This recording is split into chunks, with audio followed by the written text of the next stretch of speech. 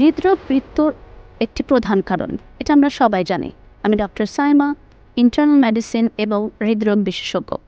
আপনাদের সবার কাছে আমার প্রশ্ন, আপনারা কি হৃদরোগ প্রতিরোধ করার জন্য সঠিক নিয়মাবলী পালন করছেন? আজকে আমি আপনাদের সামনে তুলে ধরতে চাই 3টি সহজ পদ্ধতি যা আপনাদের ভবিষ্যতে হৃদরোগ প্রতিরোধ করার জন্য সাহায্য করবে। প্রথমত, সঠিক খাবার নির্ধারণ করা।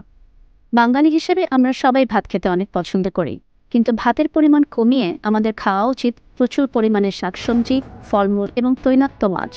দ্বিতীয়ত, নিয়মিত ব্যায়াম করা। প্রতিদিন 40 মিনিট করে সপ্তাহে 5 দিন ব্যায়াম করা অত্যন্ত গুরুত্বপূর্ণ।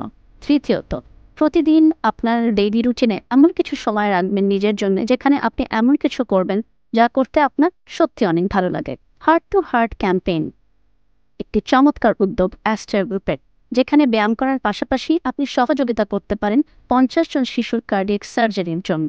নিচের রেজিস্ট্রেশন লিঙ্কে ক্লিক করে আপনার ডেইলি স্টেপস আপলোড করে আপনি হতে পারেন এই চমৎকার উদ্যোগের একটি অংশ। চলুন আমরা সবাই মিলে কাজ করি একটি সুন্দর ভবিষ্যৎ প্রজন্মের জন্য এবং একটি সুন্দর পৃথিবীর জন্য। ধন্যবাদ।